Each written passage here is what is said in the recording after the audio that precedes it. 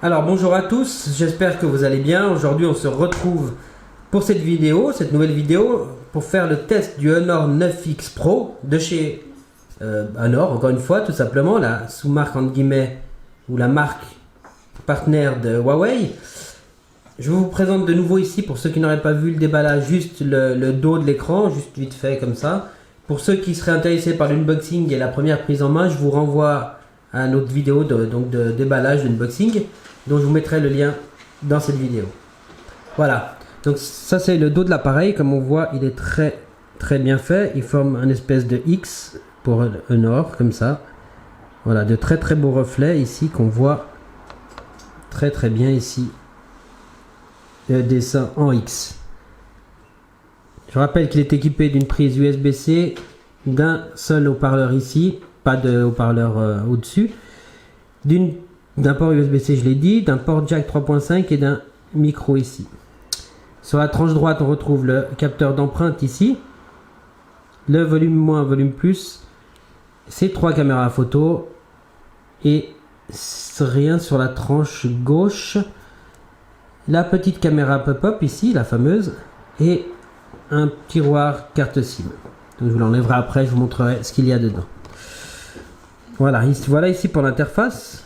C'est donc l'interface MUI. D'accord, on va aller voir après sa version. Je fais une pause. Déjà. Donc voici l'interface. Dans les paramètres, c'est l'interface donc de chez MUI. La même que donc sur les téléphones Huawei. On va aller voir sous ça tout de suite. MUI Honor 9X Pro, c'est le modèle de l'appareil. Le nom de l'appareil, pardon, le modèle c'est HLK-L41. Le numéro du build, c'est la version de chez MUI 9.1.1. Version d'Android 9. D'accord. Il a donc un processeur Huawei Kirin 810, qui est un très bon processeur milieu de gamme. Je ne sais pas encore dans les comparaisons avec les autres processeurs Snapdragon la différence. C'est juste qu'il est assez puissant, hein. Il doit être autour d'un 720G voire 730 si ce n'est pas plus, ni équivalent processeur Snapdragon. Il est équipé de 6 Go de mémoire RAM et 256 Go de stockage interne que normalement vous pouvez étendre, mais je vous confirme tout ça dans les commentaires ou dans la description. La résolution c'est du Full HD+, 2340 par 1080, et c'est tout pour ce téléphone. Je vous rappelle aussi ici qu'il est équipé de NFC. C'est très pratique pour faire les paiements sans contact ou toutes les fonctions NFC. Les mises à jour sont assez courantes. Donc ça a déjà été mis à jour, 9.1.1. Ici, donc on a les paramètres, on va les voir. Donc sans fil réseau, vous avez tout ce qui est Wi-Fi sans fil. Connectique de l'appareil pour tout ce qui est Bluetooth, NFC, l'impression, donc c'est très pratique. Pour tout ce qui est impression, etc. Les NFC, c'est très pratique. Si vous avez une imprimante NFC, vous la posez dessus, vous pouvez imprimer directement. J'étais un peu déçu d'ailleurs par rapport à une certaine fonction. Est-ce que c'est moi qui n'ai pas réussi à la faire marcher ou pas? J'ai le laptop, comme vous avez pu voir peut-être dans les vidéos de chez Huawei, qui est le MateBook D15, qui a le NFC, et quand j'approche ce Honor 9X, il a l'air de me dire qu'il n'est pas compatible. Il me renvoie sur une page internet. Je ne sais pas. Peut-être que dites-moi en commentaire si vous savez pourquoi ça ne fonctionne pas. Il y a un problème apparemment. Je ne sais pas exactement lequel. Je me pencherai plus tard sur la question. Dans l'affichage, vous pouvez aller régler donc la température, les modes de couleur. C'est pratique si vous trouvez que c'est trop bleu. Vous pouvez aller simplement dire les couleurs comme vous les préférez, les paramétrer. Là, on voit que c'est rouge, vert, violet, bleu, c'est très froid. On peut rester un peu dans les rouges par là. Voilà. À vous de voir ce qui vous convient. On peut me laisser normal aussi, qui est peut-être plus classique. On va laisser comme ça pour le moment. Ça ferait peut-être moins mal aux yeux. Vous avez la veille aussi, le confort des yeux, il est désactivé ici pour la nuit, pour la protection des lumières bleues. La résolution de l'écran ici, elle est soit intelligente, comme ça elle se paramètre en fonction de sa batterie. Ok. L'autonomie restante. Les sons, les notifications, les applications, le stockage, l'équilibre, voilà, c'est comme d'habitude. Je vais marquer navigation.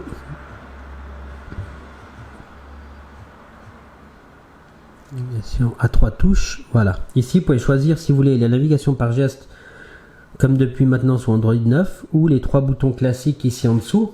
Moi, ça m'embête, ça prend un peu de place. Je préfère mettre navigation par geste. Je ne vais pas me rappeler les gestes, je vais vous les rappeler. Vous slidez, vous restez arrêté au milieu de l'écran, ça vous montre le multitâche, tout ce qui est ouvert. D'accord? Vous refaites un slide simple vers le haut, vous rappuyez tout simplement ailleurs, pardon, et ça revient. Ensuite, si vous êtes sur une page internet, je ne sais pas, vous faites gauche, intérieurement la mise à jour, gauche, là, et vous revenez d'une page à l'autre. Si par exemple je vais sur YouTube ici, voilà, je reviens à gauche et ça remet, c'est un retour en arrière, c'est équivalent au triangle, du bouton triangle pour revenir en arrière. Encore une fois, on maintient, hop, pour revenir dans multitâche. Si on veut juste, une fois qu'on est dans une des tâches, revenir au bureau, à l'accueil, on slide juste une fois rapide vers le haut. Ça, c'est pour la navigation, je pense que vous connaissez, je ne vais pas m'étendre plus là-dessus. Ensuite, on a la fameuse app galerie de chez Huawei. Donc, c'est le store de chez Huawei.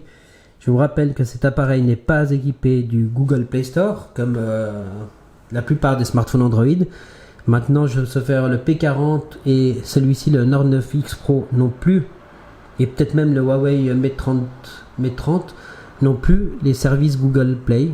Donc, du coup, ils ne peuvent pas avoir le Play Store, ni YouTube, ni Google, ni Gmail, etc. Toutes les applications Google. Et donc le store de Google. Alors, voilà. C'est encore très jeune comme version. Il y a de plus en plus de choses qui se mettent comme applications qui viennent chaque jour compléter. Mais c'est encore quand même pas mal loin même très loin du Google Play Store. On peut s'y faire, j'appréhendais, je pense qu'on peut s'y faire, mais voilà, moi ça me manque quand même ce côté, les applications Google, être sûr qu'il y a tout ce que je veux quand je veux tout de suite. Alors après, pour ceux qui veulent se passer de Google, ça sera tant mieux pour eux, ils seront contents. On arrive toujours à trouver des alternatives à ce manque. Il y a des applications, ici je peux vous montrer comme ce YouTube par exemple, qui est peut-être guillemets encore mieux que la version originale parce que vous pouvez télécharger les vidéos, vous pouvez les voir après coup. Vous pouvez aussi mettre le mode pop-up. Vous pouvez faire une playlist et laisser tourner même si l'appareil est éteint normalement. Je vais pas essayer en fait plus que ça, mais je peux montrer juste ici. Slip music, on va mettre n'importe quoi juste pour voir. Play. Et vous allez voir que on peut le mettre par contre en pop-up. Normalement. Ça c'est quoi les cas? Je me demande si c'est pas ça. Voilà. Là je pense que. Vous voyez, même l'écran verrouillé, on peut écouter donc toute une playlist YouTube avec un écran les verrouiller, et on a la petite icône flottant aussi qui permet d'avoir si je fais ça, qui permet d'avoir une vidéo ici qu'on peut placer où l'on souhaite. On peut l'ajuster, remplir ici, je sais pas ce que c'est, ajuster. Vous pouvez voir et puis placer ici et faire tout ce que vous voulez d'autre. Voilà. Vous pouvez continuer à visualiser votre vidéo. C'est assez pratique. Voilà. Je pensais que voilà, c'est pas mal du tout comme c'est fait. C'est une alternative au réel Android officiel de Google, YouTube officiel de Google. Mais vous sachez que voilà, vous avez une alternative pour YouTube. Après, pour tout ce qui est mail, etc., Huawei fournit une application mail ici, qui est là, qui est très bien, qui convient parfaitement pour remplacer Gmail. Pour moi, en tout cas, il n'y a pas de souci de ce côté-là. Google Maps, tout ça, bon ben voilà, ils ont mis une application qui s'appelle Maps ici. Voilà, ils ont aussi l'application Air qui est très bien, qui est une application GPS où vous téléchargez vos cartes à l'avance et après vous n'avez plus besoin de connexion internet en soi. Je ne sais pas si Waze, je ne pense pas que vous aurez Waze ou des choses comme ça. Enfin, l'autre solution pour installer ces services Google Play, il existe toujours des tutos sur internet. Il y en a un qui est très bien de chez Geek Pioneer, c'est une chaîne de YouTube qui s'appelle Geek G-E-E-K Pioneer, P-I-O-N-E-E-R, donc Geek Pioneer, et il vous montre comment installer les applications et les services Google Play. Ce que j'ai fait et testé, ça marche. Si ce n'est que vous recevez des notifications sans arrêt quand vous ouvrez une application genre YouTube ou Play Store. Il faut simplement aller dans les paramètres ici. Vous allez dans notifications ici et vous cherchez l'application qui vous envoie ce message, que ce soit le Play Store, YouTube ou Chrome ou que sais-je, et vous bloquez les notifications de cette application et ça fonctionnera très bien. Voilà. Maintenant, je peux pas vous recommander une solution comme ça. C'est facile à faire. Je pense qu'avec un peu d'aide et de concentration, en tout cas, tout à chacun devrait arriver à le faire. La seule chose, c'est que ben voilà, on ne sait pas ce qu'on installe sur son téléphone. Ce n'est pas sûr qu'il n'y ait pas de virus ou que ça n'ouvre pas une porte dérobée pour des hackers puissent attaquer et prendre vos données sur le téléphone. Je n'ai rien vu de tel en ayant installé. J'avais mes mails configurés, tout ça. Bon, pas d'application bancaire. Je n'ai rien vu de tel, mais voilà. Mais je vous recommande de vous méfier de ces solutions. Ça peut être risqué. L'autre solution, c'est d'aller chercher vous-même les fichiers APK que vous installez après. Il existe pour ça des applications genre Trouve App ou APK Pure ou même APK Mirror qui est une application en anglais où vous trouvez tous les APK pour installer. Alors encore une fois, les APK pour YouTube, tout ça, ça ne marchera pas normalement parce qu'il va vous demander les Google Services. Mais tout ce qui est Facebook, Messenger, et etc., vous pouvez les trouver. Vous pouvez même les trouver sur les sites officiels, l'APK de Facebook et WhatsApp. Vous pouvez les télécharger directement sur le site officiel, ils vous les proposent. Voilà. Alors je sais, c'est contraignant, il y en a qui ne pourront pas se passer, je pense faire partie d'un de ceux-là, mais voilà, à vous de voir. Mais c'est un téléphone, franchement, pour son prix, qui est vraiment très attractif, ça fait 249 €.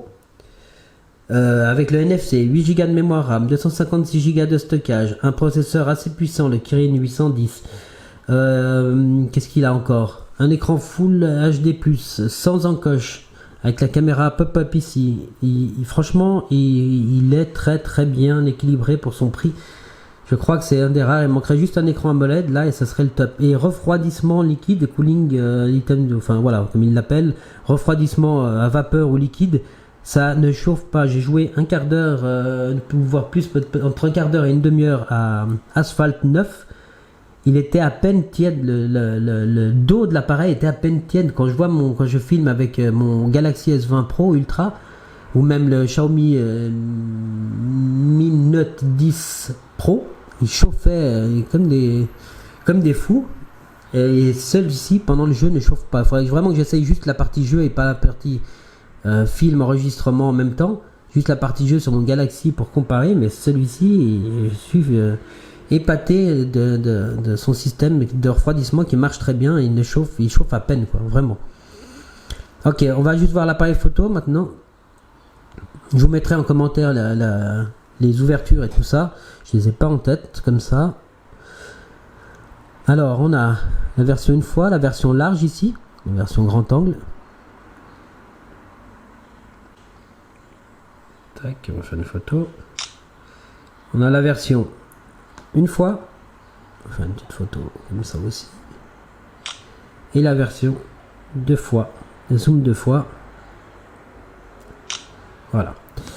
Ensuite, on a la vidéo également. On peut incliner simplement ici. Je fais un petit enregistrement comme ça. Donc la vidéo, la stabilisation a l'air d'être pas trop dégueu. Il y a pire en tout cas, ça c'est sûr. Maintenant, il faudra bien le tenir à deux mains et faire un plan calme. Voilà. Ça c'est pour la vidéo. L'exposition a l'air de bien digérer. Ça a l'air pas trop mal. On peut donc, après il y a la version plus, vous avez tous les modes, portrait pro, HDR, panoramique, timelapse, light painting. Voilà, des presets pour aller un peu plus loin que simplement une photo classique. On va juste aller voir les paramètres. Donc là, elle est en 1920 par 1080, la résolution. On peut la monter... non, on peut la mettre en 60 fps, mais on peut pas filmer en 4K. Juste du 1080. On peut pas aller plus haut. La partie photo. 12 mégapixels, 48 mégapixels. Ultra clarté IA. Donc on peut mettre ça, 48 mégapixels. De sujet immobile. Apparemment, il recommande vraiment que le sujet soit immobile, mais c'est vrai que là, ça a l'air assez bien optimisé. Il prend la photo, donc ce serait mieux d'être encore sur un stabilisateur, vous êtes encore mieux, afin de prendre une photo. On peut mettre ça devant aussi pour pigmenter la chose. Tac. Ça a l'air vraiment pas trop dégueulasse. Hein. Veuillez maintenir votre appareil immobile pendant l'exposition. Nanana, le compte à rebours. Vraiment, ce mode-là est très intéressant, je trouve. On va tout de suite aller voir la photo. C'est pas mal, hein, le détourage. Bon, ici, un tout petit peu... mais sinon, c'est pas dégueulasse comme détourage. Surtout que c'est un petit peu... pas mal de formes, en contre-jour comme ça et tout. Vraiment, c'est pas si mal. Ici, la photo aussi, elle me plaît bien. Elle est bien... elle ressort bien. Ce que vous en pensez, dites-moi vous dans les commentaires. Et là encore un 48 mégapixels, on peut vraiment pousser dans le zoom, mais c'est pas dégueulasse. En tout cas sur un écran comme ça à voir. Mais c'est vraiment bien fait. J'aime beaucoup. Alors dehors, j'avais fait des photos dehors. Voilà, ici, je peux montrer. Je vais mettre en paysage. Voilà les photos. Ça c'était en grand angle.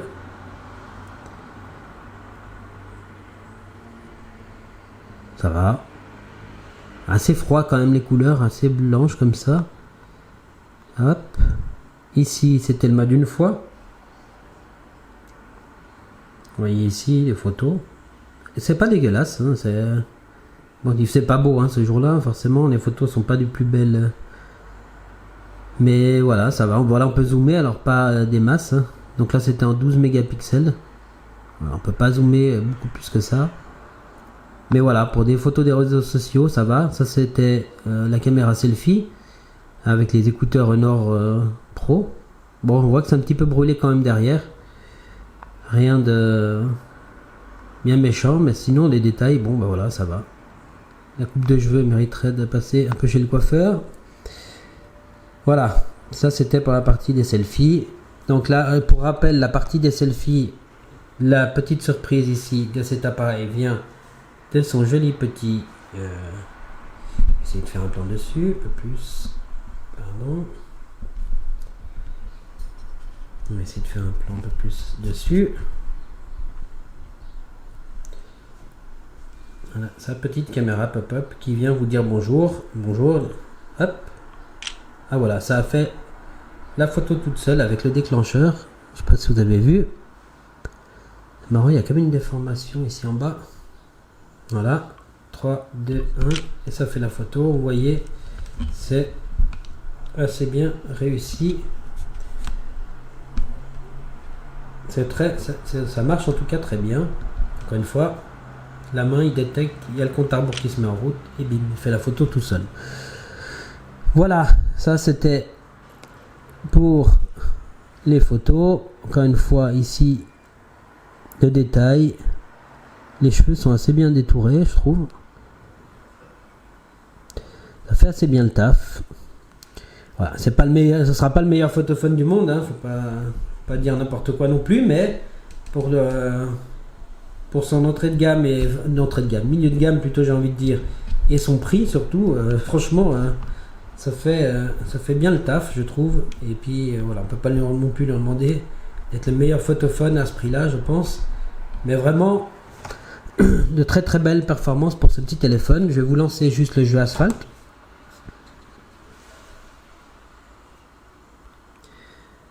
Il y a d'autres jeux, alors c'est marrant, j'ai trouvé, juste pour revenir à la partie jeu, ce jeu là qui a l'air d'être la photo de PUBG mais qui s'appelle différemment, et ce jeu là qui a l'air d'être la photo du Call of Duty Mobile mais qui s'appelle aussi autrement. Je sais pas si c'est une échappatoire aux marques américaines de renommer leur titre pour pouvoir quand même les mettre sur l'App Gallery et donc travailler avec Huawei. Il y a Honor, je ne sais pas. En tout cas, c'est marrant d'avoir la même ressemblance, la même photo du jeu et tout, avec sur le Huawei Mobile, comme ça. App Gallery, pardon. Alors, on y va. 3 heures après, on arrive à faire une partie, mon dieu. Waouh. Allez. J'espère que cette fois c'est bon. On va mettre un peu de son. Vous voyez, l'écran est vraiment cool pour ça aussi. Il n'y a pas d'encoche, il n'y a rien. Waouh, j'ai mis la commande manuelle. Oh. Vous voyez, il y a vraiment, enfin là, dites-moi vous ce que vous en pensez, mais je vois pas de lag.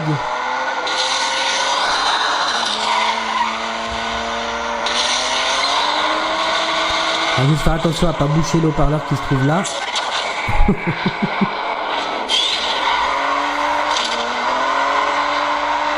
C'est plus simple de laisser en mode automatique, hein, juste accélérer et mettre le turbo. Mais c'est pas le but du jeu. Hop. Si j'appuie à côté, ça va pas le faire.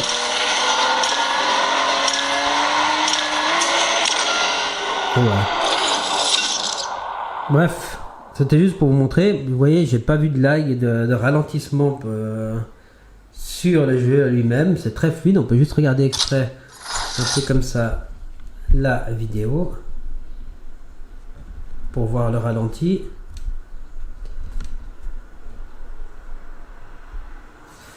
On voit ici le ralenti vidéo. Dites-moi si vous voyez un ralentissement. Moi je n'en vois pas.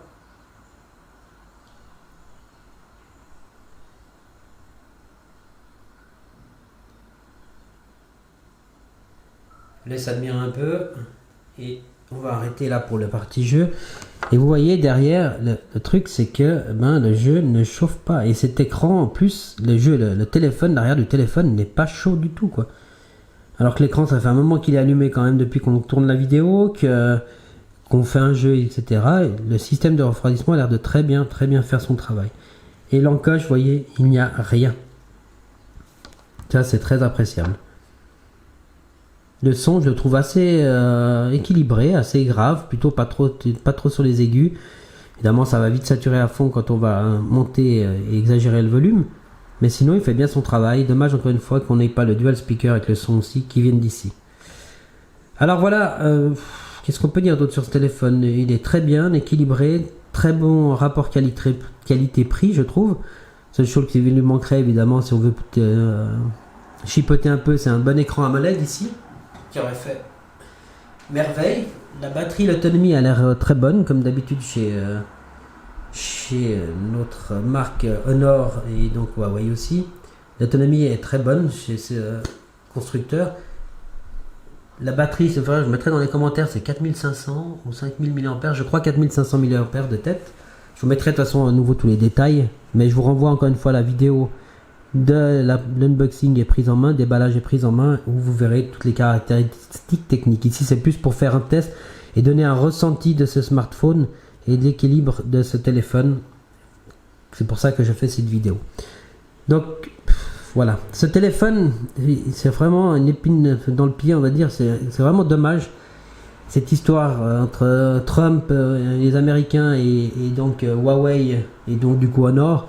Cette guéguerre qui empêche de mettre les applications Google, c'est vraiment dommage parce que c'est un smartphone qui est super pour son prix, rapport qualité-prix qui est vraiment très bien, je trouve. En plus avec l'interface MUI, après on aime ou on n'aime pas, hein. C'est comme pareil pour toutes les surcouches.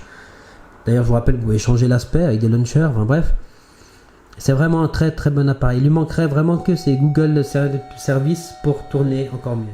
Le seul regret, c'est ces Google, applications Google qu'on ne peut pas forcément avoir, ou Facebook, Messenger ou d'autres, si ce n'est après aller chercher soi-même les APK, etc. Donc ce téléphone, je vais le conseiller peut-être plus à quelqu'un qui connaît déjà un peu comment procéder, malgré que ça reste facile, hein, mais c'est mieux d'aller sur les sites officiels, de prendre les APK, c'est donc les fichiers qu'on peut installer sur le téléphone directement, pour ceux qui ne sauraient pas, et vous aurez toujours la possibilité de faire...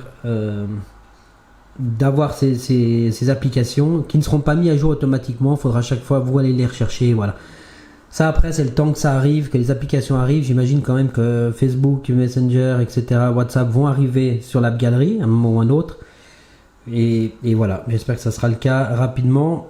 pour Huawei et pour Honor, ça serait un plus, parce que c'est vraiment une bonne marque, je trouve, qui font des très bons smartphones, c'est d'une finition impeccable, il n'y a rien à dire, ils marchent bien, ils ont un bon processeur qui est très rapide. Je vais juste vous montrer en comparaison la taille ici du Galaxy S20 Ultra. Voilà. Vous voyez quand même l'affichage, je vais aller ouvrir le Play Store juste pour voir le blanc, c'est pas pour aucune autre allusion. Vous voyez qu'il est quand même assez grand comme smartphone, il fait quasiment la même taille que le S20 Ultra. Vous voyez ici, il fait quasiment la même taille que le S20 Ultra, mais il a un écran qui est plus grand, le S20 Ultra, donc vous voyez que c'est un assez grand smartphone. Voilà pour la comparaison juste de la taille. Allez, on va quitter le jeu. Voilà. L'autonomie, donc là il reste 62%, elle est très bonne, je trouve, l'autonomie, encore une fois. 62%, il dit qu'il reste 9 heures et 22 minutes d'utilisation.